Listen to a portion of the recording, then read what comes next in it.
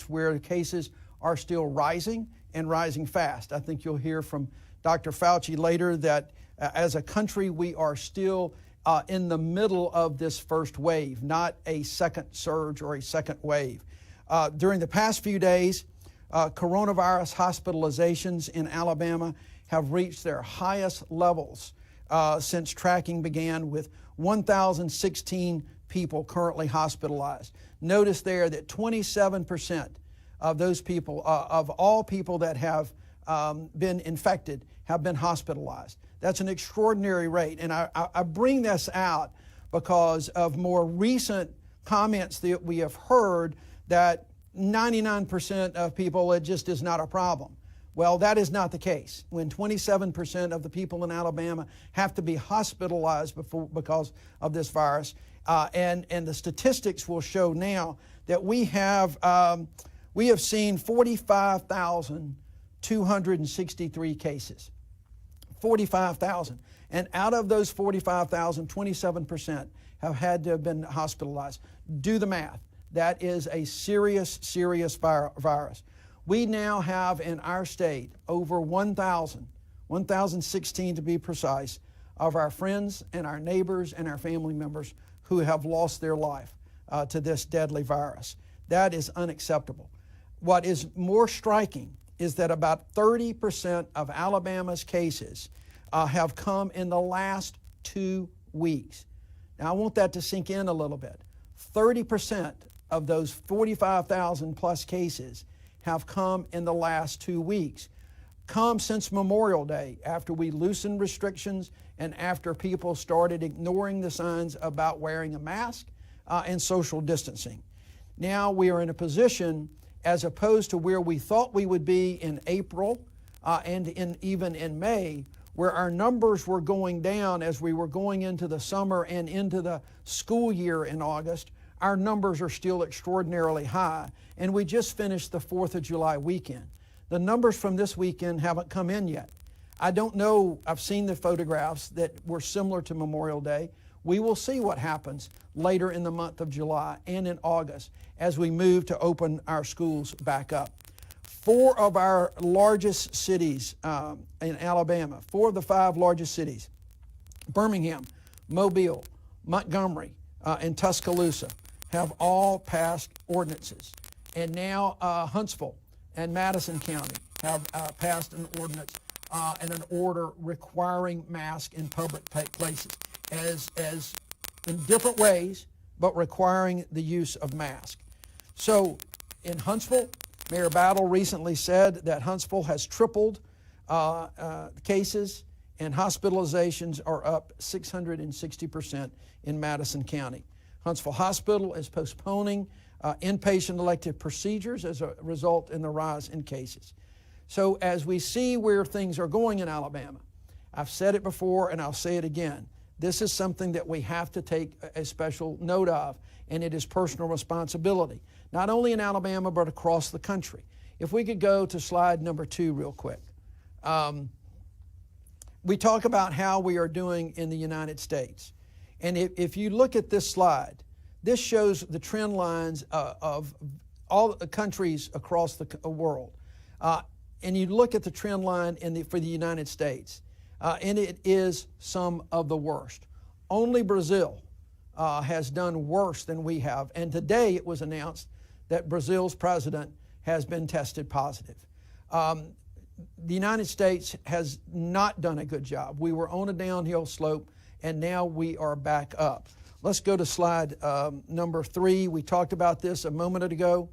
In slide number 3, 7.3% of all Alabama COVID patients have been hospitalized. 20% of those are currently hospitalized. So I misspoke a few minutes ago.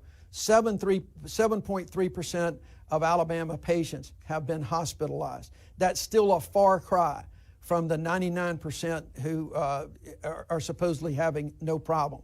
When 7.3% of our cases have to be put into the hospital, that's a real problem. 27% of those folks are now currently hospitalized. Hopefully we will see a better therapeutics as we go forward. I think we're doing so much better in that.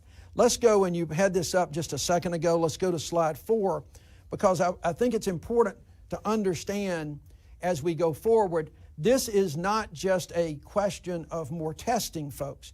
This is community spread. This is not just because we have more tests in the state of Alabama or across the country. We're seeing a rise in the percentage of cases that we're seeing test positive. Percentage as of the number of tests have gone up to 10 or 11% as a percentage of the total tests given. That means we've got community spread. If our percentages of the tests are going up, it doesn't really say that we're getting more cases just because we're doing more testing. It is in the community. And if you look at this slide, per 100,000 Alabamians, some of our poorest counties, Perry County, 2,006 people per 100,000. Dallas County, 2,395. Bullock County, 3,653. Marshall County has seen 1,781. Conecuh County, 1,740. And Montgomery, 1,836. Those are folks in many areas that do not have access to good health care, do not have and have seen the inequities in our health care system. So we've got a long way to go in this, and I hope in a few moments Dr. Fauci will talk to us a little bit more about what is going on in the state and around the country and what we can do to better prepare ourselves to stop this virus, get our schools open. Everyone understands we need to not only open our economy, but to open our schools. So I want to talk a minute. We've seen some movement this week from Senator McConnell. You have heard me complain for a month or more now, since May 4th when we went back, that Senator McConnell has said that we were not going to be taking up any COVID package, the next one after the CARES package that was passed. Over a month now after the House of Representatives passed the HEROES Act, we're now seeing Senator McConnell saying that he is going to have a package of COVID-related legislation for us to consider before we go out of session in August, sometime this month. Now, the problem I've got with that is that the House has a package that has been written that is not a perfect package, but does include a lot of things that provide a great framework for health and for health care, for state and local governments, for postal services, you name it. There's a lot of things in that bill. Extensions to try to get people benefits that they deserve if they're still unemployed. That doesn't mean a full-blown unemployment compensation, but things that will allow businesses to open safely and keep people engaged in their businesses, keep people with their benefits. But Senator McConnell has said that he wants to write this bill himself. So we don't have any idea what it's going to look like as it comes out of this. We have no earthly idea at this point. He is going to do that behind his closed doors, as he has done with numerous things in the past. I'm hoping, again, that once we see this package, that we can discuss it and we can include the Paycheck Security Program that I have with Senator Warner and Sanders and Blumenthal. I'm hoping that we can give states the opportunity to expand Medicaid, incentivize Medicaid. You have seen now that another state, another red state, has opted to expand Medicaid. Oklahoma voters passed that last week. So they are now another state. We're down to, I think, 13 states that have not expanded Medicaid. We've got to do that. We've got to make sure that we do that somehow, some way, and I'm hoping in this next package we can do this. Now, when we go back, we're also going to be not just working on the next COVID package, we will be working on the NDAA, the National Defense Authorization Act. When we return, as you know, it passed the Senate Armed Services Committee by a 25-2 margin. It contains a lot of really good benefits for the state of Alabama. It helps modernize our military to keep this country safe, to keep us ahead of our adversaries like Russia and China, North Korea, Iran. But it also does things for families, pay increases, better benefits, educational opportunities for families of service members. We've got to take care of our military. So that's coming up. Look for that debate to start when we get back. There will be several amendments I know that will be offered, but I expect at the end of the day that it will pass in a bipartisan way in whatever form it ultimately ends up. The managers have got it. We're going to debate a few amendments, but I think there will only be a few, and it will pass the Senate in a very bipartisan manner. The House should be passing their version, and it will go to conference as it has done in the past to iron out those differences. I'd love to see it pass before the election in November, but the odds are all of our appropriations and our NDAA are likely to be held until after that time. So as we're waiting now for Dr. Fauci, let me go ahead and he should be here momentarily. Let me go ahead and take a couple of the questions that have been submitted by the media so that when we get to Dr. Fauci, we can really spend time with him and let him answer your questions. So, Bo, if we've got a few questions that we could do in the meantime. Gabriel Tynes with the Lanyap. According to data released by the Small Business Administration yesterday, businesses owned by members of Congress, the President, foreign companies, and large chains received loans under the PPP program. In Alabama, an aerospace firm owned by the Chinese government is among the recipients, and dozens of companies reported no jobs retained in their applications. Senator Jones, do you believe the PPP has been adequately administered? Do you support additional money for the program, and is there recourse for the program's abuse? Yes. So here's the question. Let's just frame it appropriately. The question was, has it been adequately administered? Yes. Has it been perfectly administered? Absolutely not. Remember, this program was designed to keep people afloat, to keep businesses afloat, to keep people on the payroll. And by and large, it has done just that. There's 660,000 folks in Alabama that have benefited from the payroll protection program. So we see that it's been very, very good, but there have been abuses. We now have an inspector general in place to try to ferret those out, to try to see where we can go back. If we need to get money back, then I think we're going to have to do that. Overall, I think it's been a success. I think one of the keys for us is what do we do going forward? As we have now seen, this is opening up the economy is taking a lot longer than what we thought. As I think you'll probably hear a little bit from Dr. Fauci, sometimes we opened up a little too quickly and we jumped over the guidepost that the CDC has recommended. And now some of these states are having to pull back. And we'll see how that goes.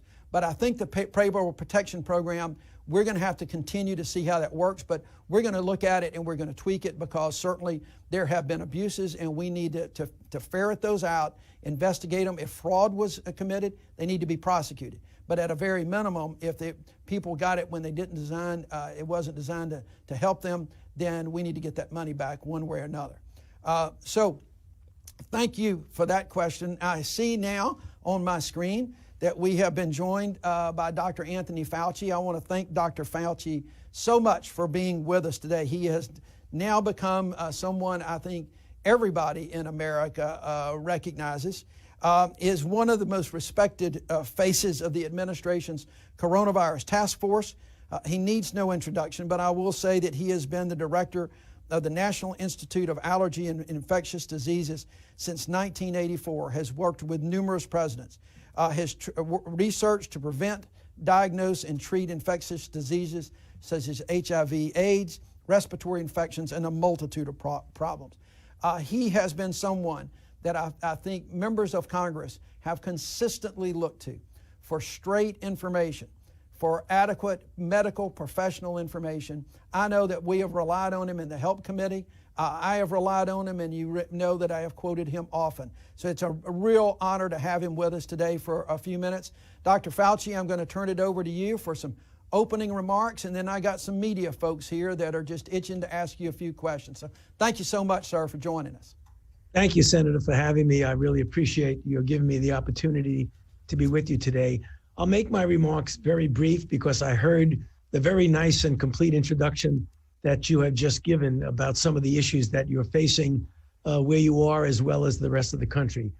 So the issue is that we're facing a serious problem now because as was shown in one of the graphs that the senator mentioned, when you look at what's happened in other parts of the world where there was a peak of infection and then a return back down to baseline, unfortunately for us in the United States, being a large country, a heterogeneous country with different levels of outbreak throughout different regions, states, cities, counties, we have peaked at a high level and stayed at about 20,000 cases per day for months until just recently, about a couple of weeks ago, when we tried to start opening in certain of the states. And as the senator said very appropriately, sometimes a bit too soon, sometimes jumping over some of the checkpoints. We now have a resurgence where we've gone up as high as 57,000 cases, which is almost double what it was at our so-called high baseline. So we have a situation right now that we've got to proceed to continue to try and open, but in a safe, measured, very prudent manner.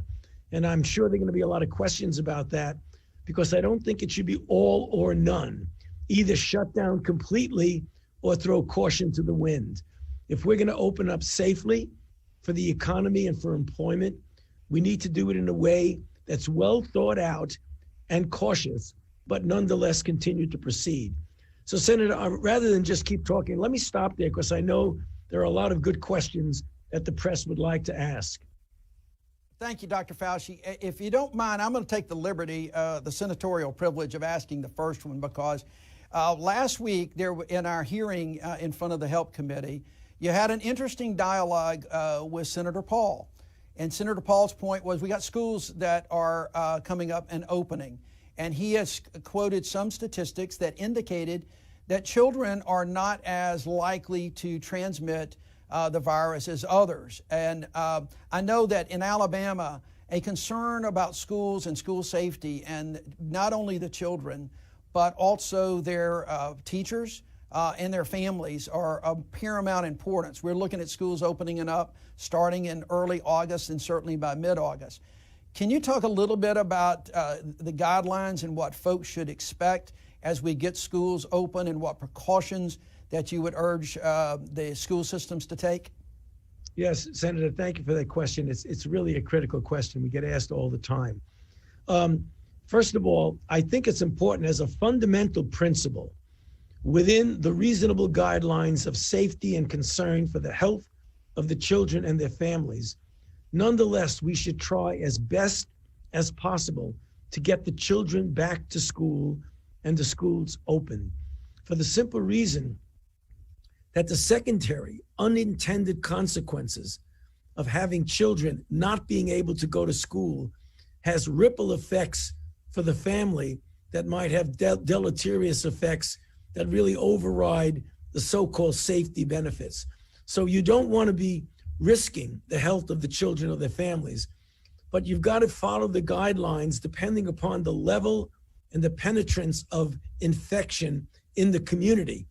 There will be some counties where the infection is so low, you won't have to worry. You could open the schools with very little additional type precautions other than the usual public health.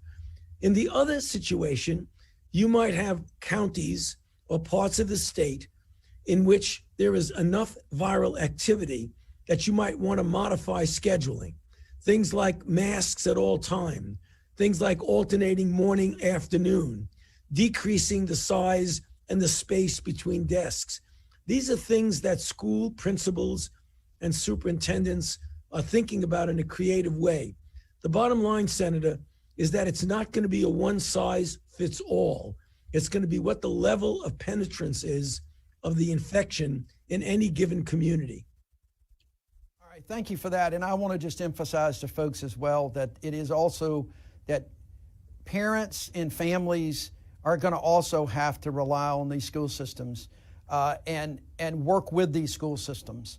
Let them, if they impose things that you're not particularly crazy about, you need to go ahead and work with these school systems to keep these kids and yourself healthy. I think that is a very, very important for all our parents out there, grandparents, whoever has children that are going to go to these schools, to understand whatever is being imposed for the safety and well-being of the children, the faculty, and the community. So please, please participate with whatever conditions that are the school systems in their best judgment believe should be imposed. So thank you. And with that, Bo, let's ask our first question from the media. Eddie Burke-Halter, Alabama political reporter. The percent of tests that are positive remain high in Alabama, and we continue to see record highs in hospitalizations and new cases. Yet Governor Kay Ivey hasn't instituted any new restrictions. In your opinion, what would you like to see the governors and states with increasing coronavirus cases do?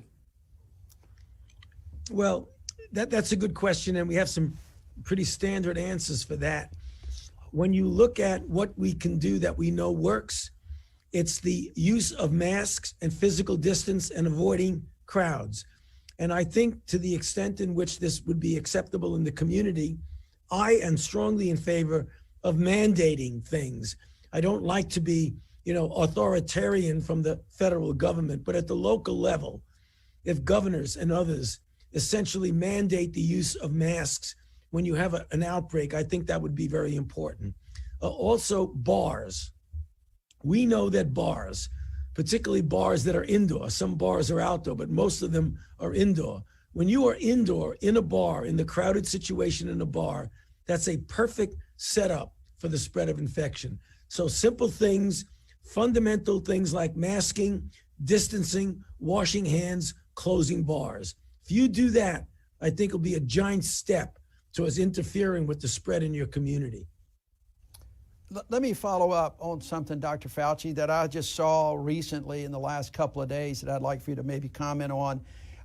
There is some discussion from the WHO, the World Health Organization, that the virus, these particles may linger in the air a little bit longer than first thought. I don't think that science is completely up to date on that right now. But have you seen that, and could you comment a little bit about that? Yes, it's referred to as aerosolized, or sometimes referred to as airborne, which means as opposed to a respiratory droplet, if I cough or sneeze or even speak, you can get thin droplets that go out for a certain number of feet, usually 3 or 4 feet, and then they go to the ground. And that's the reason why we talk about the 6-foot distance. When you talk about aerosol or airborne, there have been demonstrations of viruses that can actually stay in the air for much longer and hence get caught up in the circulation system of a given room. There isn't a lot of definitive evidence about what the impact of the aerosolization is on COVID expression. However, we have some good examples back with SARS, which is a similar virus, where there were clear-cut examples of spread by aerosol. So although we don't think it's a major issue of spread, it's something that we can't completely rule out, which is a reason, Senator, why we insist that people wear masks, because that will protect you against that. Okay, Bo? The next question comes from Ed Howell, Daily Mountain Eagle. What is the best type of mask that the general public can get? The blue disposable surgical mask, the washable cloth mask you see advertised online, or the homemade ones? Well, actually, any covering for sure is better than no covering. The best one is the one you don't want to use, because it really should be saved for the healthcare worker, and that's the N95. But the surgical masks that we have, the plain old cotton ones, the paper ones, they work fine. The cloth masks we found also work in many respects as good as that. If you can home make a cloth mask that really is the same as you see with the ones that are made by companies, they're fine. I wear a cloth mask. Some of you may have seen at the hearing that I was at, I wore a cloth mask that said my favorite team, the Washington National Baseball Team, but that was a cloth mask. So you're okay with that. Okay. Brian Lyman, Montgomery Advertiser. Individual city and county governments in Alabama have adopted mask ordinances, but Alabama's government through Monday evening had avoided a statewide order. Can individual governments' mask orders be effective in the absence of a statewide mandate, and why or why not? Yeah, no, they could be. I mean, I think, as I mentioned just a moment ago, individual mandates, wherever they come from, I think are important, because when people get a signal that you may or may not want to wear a mask, which means it may or may not be helpful. That's a very confusing signal. This I have here is a cloth mask that clearly would protect me. So if you say it doesn't matter whether you put it on or take it off, you're giving a wrong mixed signal. The signal should be wear a mask, period. I want to just follow up on that too. And it's something that the members of the media have heard me say over and over. And that is an appeal to our state leaders, our local leaders, our business leaders, our community leaders. Set the example. You be the examples, because when people see you with a mask out in public, they will follow that. They will look and see. And so please, please listen to what Dr. Fauci has said. Help us set the example, regardless of whether there is a mask ordinance in your locality. You still are a leader in that community, and you should be setting the examples. Bo? Glenn Wilson, New American Journal, asks, what is the latest thinking on how COVID-19 is most commonly being spread? Yeah. Good question, simple question, important question. It's certainly not commonly. It is spread by the respiratory route. When people are close to each other, and I think what we need to emphasize today is something that we have to say over and over again. You should not think that the only way that you can get the infection is if someone coughs on you or sneezes on you. That's not necessarily the case. That certainly is one way in which it is transmitted. But another way is about 20 to 40% of the people who are infected have no symptoms at all. So you may be standing next to someone, and this is the reason, as the senator just said about masks, you could be standing next to someone who looks and feels perfectly well, who is infected, who is not coughing and not sneezing, but merely speaking to you. Because we now know from experiments using laser lights and various refractions, where when people merely speak, you can see very small micro droplets go out. So if you're within 6 feet of someone who is infected, even though they're without symptoms, there is a possibility that that person can transmit it to you or you to another person. Dr. Fauci, let me follow up with something that I think is important for folks to recognize as well, and that is some of the statistics that I was reading and seeing this morning was that the median age for folks that are testing positive has dropped by about 15 years in the last month or so, and we're seeing more and more younger folks, at least younger compared to me and you, they're a lot younger. And that is something that I think folks early on were taking for granted, that this was a virus that was a senior citizen's virus, that if a young person gets it, they're not going to have any real problems or symptoms. But could you comment on how this affects young folks and what we're seeing today, and also maybe on the unknown, that this virus is still young and we just don't know the long-term effects that it might have on even a healthy 30-year-old? You're right on the money on that, Senator, and that's a very important issue. You are absolutely correct. The mean age of people getting infected today, particularly in the states that we mentioned, is a decade and a half younger. You're absolutely correct than what we saw months ago. The issue of young people getting infected has two aspects of it that we need to emphasize. A, it is true that in general, on the average, young people do not have as serious consequences of getting infected as elderly people and people with underlying conditions, regardless of what your age is. Because if you're a young person with an underlying condition, diabetes, obesity, heart disease, hypertension, you're as risky as someone who is the elderly. Having said that, even though the incidence is less of serious complications, we are now getting multiple examples of young people who are getting sick, getting hospitalized, and some of them even requiring intensive care. The death rate is lower, I admit that, because people in general who are young are healthier. But that doesn't mean that you could not get seriously ill. Point number two, which is also important, even if you do not get any symptoms and you do perfectly well, by getting infected, by allowing yourself to get infected because of risky behavior, you are part of the propagation of the outbreak. So you are part of the problem, because you could, even though you feel fine, you could inadvertently and innocently infect someone else, who then inadvertently and innocently affects someone who's really vulnerable. An elderly person, a woman who's getting chemotherapy for breast cancer, a young child with leukemia, any of those people, even though you didn't know it when you got infected, even though you're perfectly innocent, that you meant no harm, by getting infected, you're propagating this pandemic. So look at it in two ways. One, danger for yourself, and the responsibility to society. Thank you. Bo? Brad Gunther, NBC 15 in Mobile.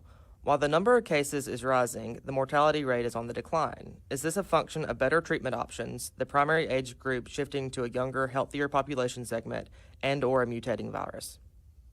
The top two, but not necessarily the third one. So yes, the age group, as the governor and I, as the senator and I just mentioned, is about 15 years younger. So the younger you are, the better you do, and the less likely you're going to get seriously ill and die. Number two, we definitely are better now at treating individuals, particularly because we have a couple of therapies that work well in people with advanced disease. The idea that the virus is mutating and so less damaging to people has not yet been proven at all. So I don't think you can rely on the third one. But the first two options that you mentioned are entirely correct. And let me follow up with something very quickly that I want to emphasize, and you guys have heard me emphasize this before, especially to folks in the media. I think we do a disservice sometimes by focusing on the total amount of deaths, because we've seen a rise, and that's a problem for sure. But as the percentage of deaths may come down, that does not mean that this virus is not still very, very serious, that disrupts education, disrupts businesses, disrupts lives, because it still is. It still will be deadly. But I don't want to get into a situation where we just come to accept a lower number of deaths as if this is the new normal. We've still got to do everything we can to get this virus snuffed out. We've still got a ways to go on vaccines, and I'm sure Dr. Fauci may answer a question about that in a moment. But we've got a ways to go to get this economy back up, and we got to do it safely. So just because deaths as a percentage of total cases may be coming down, it's no reason at all to kind of let our foot off the gas when it comes to our social distancing, wearing masks, and trying to control this virus. Bo? Kim Chandler of the Associated Press asks, how soon after exposure will a test determine if someone has gotten infected? Yeah, the test will probably be a positive in a couple of days. The incubation period to getting symptoms is about 4.5 to 5 days. The test, which is positive before you even get symptoms often, is called pre-symptomatic capability of transmission, is probably a couple of days. I want to emphasize, just because it's such important, what the senator just said, that it's a false narrative to take comfort in a lower rate of death. There's so many other things that are very dangerous and bad about this virus. Don't get yourself into false complacency. But answer to your question is a couple of days before it's positive. Let me, speaking of test, Dr. Fauci, I know that this is not particularly your area, but you work so closely with Dr. Redfield and Dr. Hahn with regard to test. And there are reports now that testing is still a little bit of an issue around the states. I know that we're doing our best to get more tests out there, to get more rapid tests. I was Had some communications with a couple of our hospitals around this week who are still struggling to get as many tests as they really need. Can you give us an update on where you think the testing capabilities in the country are and where you see them heading as we go into the school year? Yes, Senator, we certainly are doing much, much better than we were during the problematic early months of this pandemic. But even though the numbers look good, and this is the thing that is a little bit concerning, you say, well, we now have 37 million tests have been performed.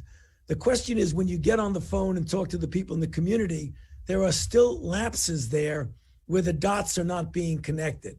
So even though we've come a very long way and we're doing much, much better and we'll continue to do better, we still are not at the level that we would like to be. Dennis Pillion, AL.com, asks, how does the COVID surge in Alabama compare to other states? Well, you know, if you look at the curve that I just had in front of me, it's still going up in the sense of being rather steep. The baseline that you were at was much lower than many of the other states. But what's alarming is the slope of the curve. When you see a slope that goes up like that, you've got to be careful that you don't get into what's called an exponential phase, where every day it can even double or more. You're not there yet, so you have an opportunity, a window to get your arms around this and to prevent it from getting worse. It's not to the point where it's out of hand and, very, very difficult to control. So you have a window of opportunity here that as a state, you should take advantage of that window of opportunity. Morgan Hightower, WBRC, Fox 6, Birmingham. Considering how contagious and potentially deadly COVID-19 is, when a vaccine becomes available, are you going to suggest it's mandated for Americans to get? I don't think we've ever had a situation where you mandate it for the general population. So let me give you some example of mandating. So I'm a physician. I see patients in my hospital right literally out the window here across the hall at the NIH Clinical Center. During the flu season, the administration of the hospital mandates that I have to get a flu vaccine. Otherwise, I won't be able to see patients the way I usually do. That has not happened ever, to my knowledge, at a national level or even at a state level. So I could see individual institutions mandating a vaccine. I don't see it on a national level, merely because of all the situations you have upon encroaching upon a person's freedom to make their own choice of their own health. Mary Scott Hodgins, WBHM, Birmingham. What are your thoughts on the politicalization of health information and wearing masks? What's the impact of this? Well, I think any politicization of anything that's a public health matter has negative consequences. And that's the reason why we try as best as we can to not let political issues get involved. I mean, obviously today, it's no secret to anybody who lives in the United States that we have a great deal of polarization in our country. Unfortunately, we hope that changes, but there's no place for that when you're making public health recommendations, analysis of data, or any policies that are made. That will always be to our detriment to do that. Lauren Walsh, ABC 3340, Birmingham. With mask orders in effect across our area, some people are wearing their mask but only covering their mouth and not their nose. What are the dangers of only covering your mouth? Well, you've taken away 50% of your protection. So because the mask is for both inhaling through the nose and the mouth. If you cover your mouth and not your nose, you're leaving open a vulnerable part. And that's the reason why, if you have the opportunity, they even recommend in situations in which you have a lot of activity that you even wear eye guards, or goggles to prevent it. But to wear a mask like this, I mean, it just, half of it's out. So you shouldn't do that. Lisa Crane, WVTM, Birmingham. What data do you have that illustrates states with more stringent orders to stay at home and keep businesses closed are seeing lower infection rates than those states that aren't as stringent? Well, the data are overwhelming, not only with individual states, but individual countries. And you see what happens when you see the curve go up. You do stay-at-home orders, it comes right back down. The curve that the senator showed in the beginning of the discussion before I got here, but I was listening in on what he was saying, was that when you look at what happened in Europe, it went way up and they shut down. About 95% of the country shut down. The United States, even though a lot shut down, it was only about 50% of complete shutdown. So our curve went up, started to come down, then it plateaued at around 20,000. That tells you that if you shut down and you stay at home, you will bring it down. If you do not do that, you will either not bring it down at all or you won't bring it down completely, which is actually what happened in the United States. And for the media, I would say if anyone hasn't seen that graphic before and you need it, please contact our communications office and we will get that to you that you might can use. Jennifer Horton, WSFA Montgomery. Could you both discuss your perspective on the current funding model for drug development, specifically public funds that are used to develop medications that are sold commercially? Is this a functional model for the government and taxpayers? Well, the federal government, particularly our Congress, of which your senator is certainly an important member, have been extraordinarily generous in the funding of the National Institutes of Health and the CDC and other agency involved in the response to this pandemic. And much of that has gone into the development of vaccines and therapeutics. So I think you can rest assured, I'm sure you can rest assured that the government, led by the Congress with the administration signing off on it, has been very generous to us in the development of therapeutics as well as vaccines. And quite frankly, we already have now 2 therapeutics, remdesivir and dexamethasone, which have shown to be quite effective in people with advanced disease. What we need more of are drugs, and we're doing clinical trials with this, monoclonal antibodies, passive transfer of serum, given to people who are early in the course of their disease. Great. I know Dr. Fauci has a hard stop in a moment. Bo, let's get maybe one more question, and then we'll wrap this up for Dr. Fauci's benefit. Okay. This one is actually, hold on. Let's go with Eddie Burkhalter, Alabama political reporter. Many people in Alabama, as in many states, aren't wearing masks while in public, yet we know many people infected are asymptomatic. Can you speak to the importance of wearing masks, and do you think a statewide mask order is a good way to encourage practice? Okay, I do believe a statewide mask order is important because there is a variability in people taking seriously or even understanding the benefit of masks. In direct answer to the first part of your question, masks make a difference. It is one of the primary fundamental tools that we have, particularly as you mentioned in the question, because a considerable number of individuals, up to 40%, do not have any symptoms, and yet they still can transmit the infection. And for that reason, we should all be wearing masks when we're out in public, particularly when we can't negotiate the distance between ourselves and others in public. So with that, folks, Dr. Fauci, thank you so much for being here with us today and giving us the benefit of your expertise and your time. I know the demands on your time right now are absolutely extraordinary. I don't see how you do it sometimes, but you are always there, always available. And I also want to thank you for all that you have provided to Congress, because I was reviewing my notes recently from some of the early conversations that we had in January about this virus, and you and Dr. Redfield and others were there, provide us the early warning signs about what was going on. So thank you so much again for being with us today. We really appreciate it. Keep doing what you're doing. We need you, and we need your voices out there. And to all the media, thank you. Thank you, Dr. Fauci. And to all the media, thank you for joining us today. We really appreciate it. I want to end with this note. And remember this, Alabama now has over 1,000 deaths, but more importantly, in the last 7 days, our 7-day average has quadrupled just in the last few days. Quadrupled, folks. We got to be careful. Social distance, wear your mask, be safe. Thank you all.